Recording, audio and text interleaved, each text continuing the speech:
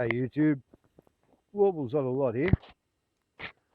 Allowing for the fact that the Tower of Power faces true north.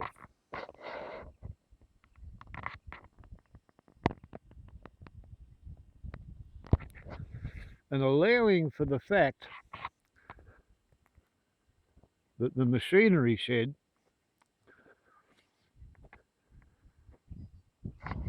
it also faces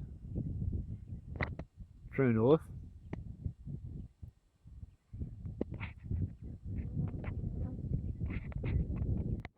Then allowing for daylight saving, if I stand roughly round about here, as you can see, I'm lined up with true north via the machinery of the shed. And we come down here and behold, Brigade from the south,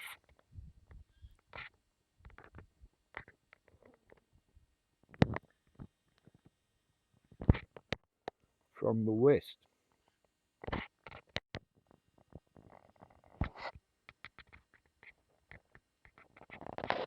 It's quite a remarkable pattern, and it depends on where you sit, where you stand, as to how much of the pattern you get to see, depending on the angle and the dangle of the light.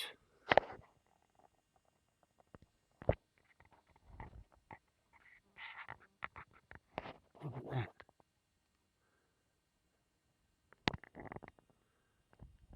And in the comment section we have come to the conclusion that it is in fact silky oak, Australia's answer to English oak, which I think it's a grevillea,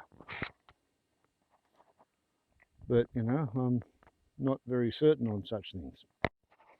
Anyway, one thing I failed to mention in the previous video, when I'd only put 3 hand rubbed coats of Danish oil onto the box, I think after this great big grevillea silky oak tree was cut down, I think it was quarter cut, and then I think the quarter cut billets with the bark on the outer sides, I think they were stacked and racked for about 40 or 50 years. And then after all the shrinkage had taken place, I think that's when the wood was end cut quarter grain milled. So that the wood wouldn't shrink. And I think, and this is just a guess, but I think this is a mirror image of that. I think that there is a mirror image of that. And I think this is a mirror image of that. And I think the whole thing was a board, maybe that thick. And the old bloke has cut the front and the back and the top and the bottom and the ends, and then he's put those pieces through a bandsaw perhaps, in order to get those perfectly matched pieces. And I like to think that he's deliberately nailed it together like a butter box as sort of a gesture of contempt towards the sort of people who care overly much about stuff that doesn't matter. He's used the best possible wood. He's made it a golden rectangle by a perfect square. And then he's nailed it together with hobnails because he could. And he's used 4 different sizes of screws, old-fashioned tapering conical screws where you have to drill basically 3 holes for each screw. There's 1 hole for the thread, there's 1 hole for the shank, and then you've got to countersink the top end of it. Really old school. I mean, I grew up on it, but you know, eye to be pretty bloody long in the tooth these days, even though I've got no fangs. So anyway, I'll see if I can get this thing to go back together and see if I can remember which bloody screws go where. I know these are for there, and I know these are for the handle, and figuring out, oh well, yeah, I think these are for the bottom of the lid, and I think these are for the bottom door, but I will find out. Of that, I have no doubt. That was an interesting transition from over there, handheld, without spilling a single screw. Okay, that worked. Yes, I used the Leatherman Wave Plus. Isn't it lovely? You sit over there while we have a bit of a play here with this, which goes on that away.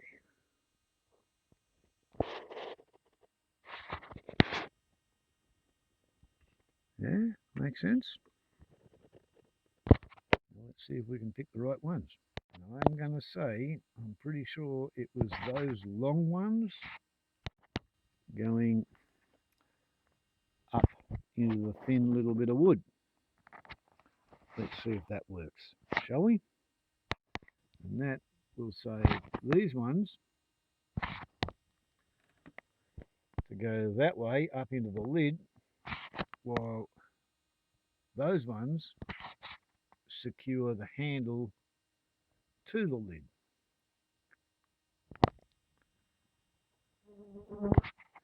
I wonder what people did before they had film containers to save their screws in. Yeah, well, that went all the way in, didn't touch the side, so I don't think that one's right. If you see what I mean. And trying that one, that didn't work any bloody better at all. To be honest, sunk straight in, up to the hilt. See what I mean? So if that's right, the biggest screws go on the smallest door. Yeah, okay, no worries, Grandfather Sam. I'm sure that makes perfect sense. Okay, well, when I use one of them, it actually engages about there. Still engaged, not engaged. So I think I'm going to try these ones. Okay, so it can't be that one because it is too short. Even though both of them have the right sized head for the hole on the hinge. Therefore, as unpalatable as it is, it's the big screw that goes on the smallest door, because nothing else is going to go there. I really have fought that decision as long and hard as I possibly could. Bugger. Right, finally, long and at last, having discovered that the Leatherman really won't do for this job. Yeah, it's the narrowest, longest. That's the only one that'll actually fit and do it. So, and it bottoms out and doesn't bloody well grip. Let's see what happens to the other ones. Maybe I chewed that out when I was suspending it with a piece of wire when I was painting it. Who knows? Okay, that one pretty much worked. I might have to apply glue to that. Let's see how this one goes.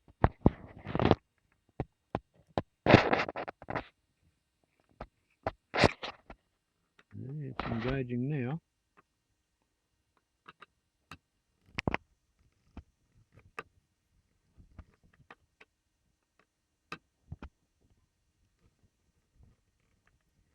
That's not, I don't think that's tight enough.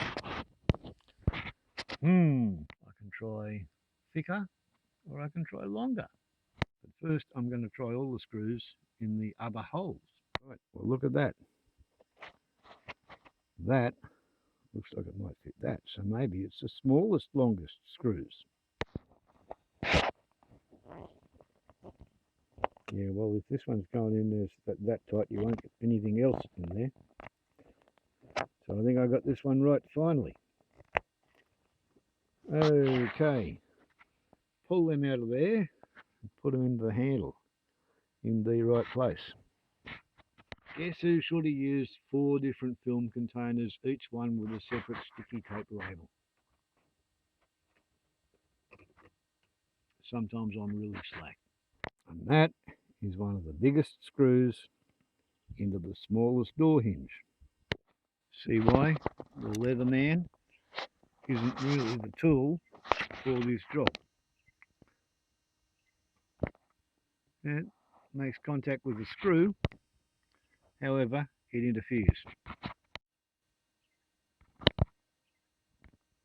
Whereas an actual conventional screwdriver,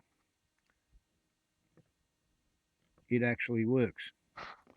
And it draws the hinge onto the door. I don't know why it took me quite so long to figure it out, but I just couldn't believe that the old bugger had actually used the longest, strongest, deepest biting screws on the smallest door on the whole box, which would have the least possible stress on it. Like, why would you do that, old man? Why would you? Anyway, this is what you get when you try and channel your grandfather. 60 years after he died.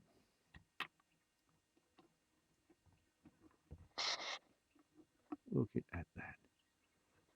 Hey, it actually, or does it? Okay, I might have to deal a bit with that one. But that one looks.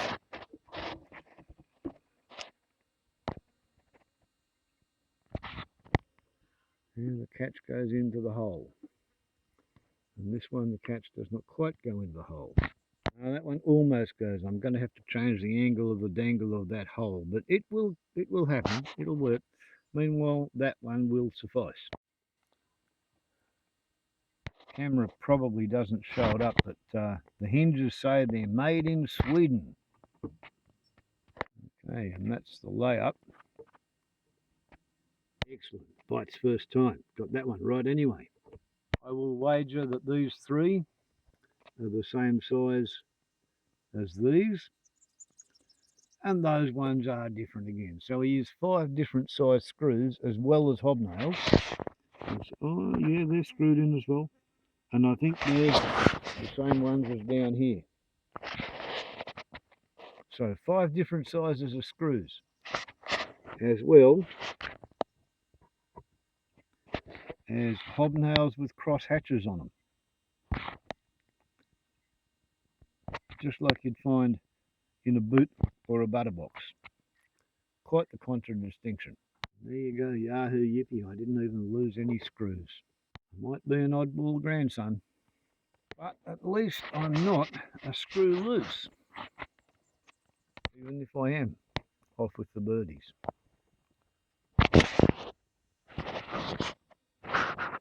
I am not a screw loose. An oddball rather than a fuckwit, as the saying goes.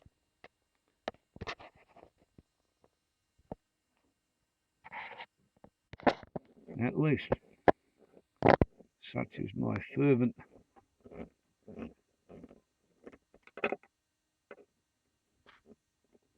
hope. Ah, yes, I am aligning the screw slots. Nandy didn't.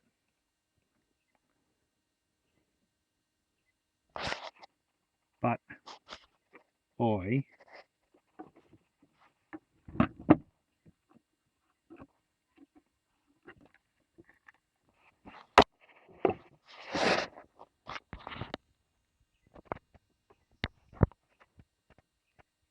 am.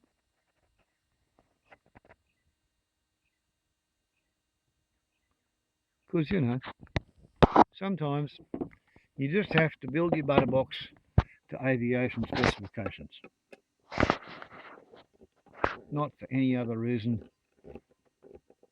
but that you can.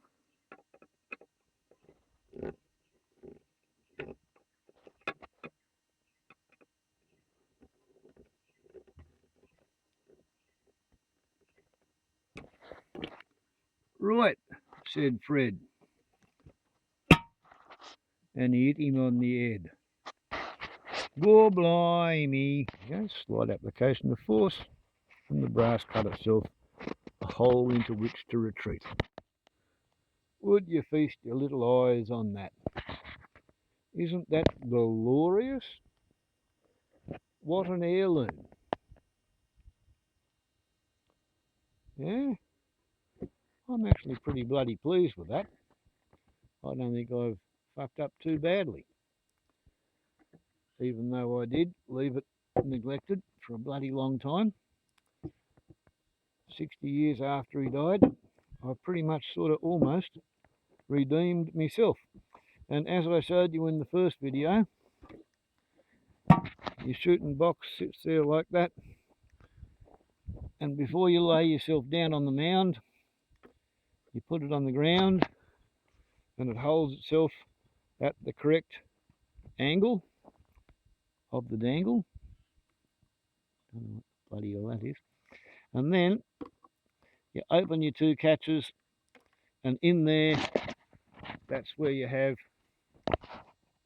your 10 rounds of British Lee Enfield .303 inch short magazine Lee Enfield ex-military surplus target rifle ammunition. And that's what it's all about, my grandfather's shooting box. So you'd never guess, but it's about to become my catapultology box. And it even bloody well fits. And now you can see why I thought it was Banksia, because the catapult is actual Banksia. And yeah, that'll fit too. Along with a couple of spare rubbers and the elbow pads for the gunpowder type firearm that I no longer have, but you know, they've been living in the box as long as I've had the box, so they might as well go there.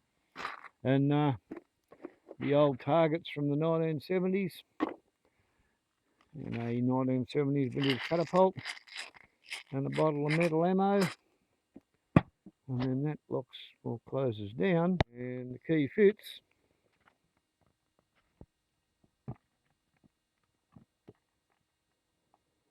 And the key locks, and the key reaches down and fits into that there slot.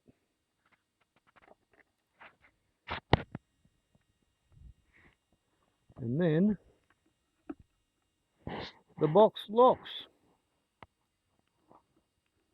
How's that? The ancestral box of catapultology. Just like bloody near nobody else has got one of. And one of the things that I noticed is that the overhang on the lid and the overhang on the ends and the overhang on the bottom are so contrived that it actually protects the decorative surface finish with all its beautiful golden brown tiger flecking.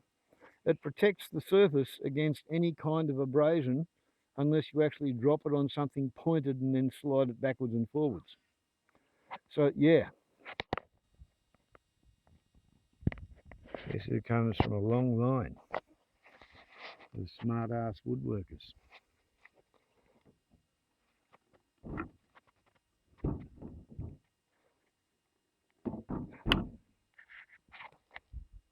Yeah? Warbles on a lot to YouTube. There you go. And now you know how much pleasure a person can get Just from fixing up a single neglected family heirloom. Baubles on a lot to YouTube. Ciao. I reckon it looks bloody good, to be honest. What do you reckon, Chuck? You have a good one. Ciao.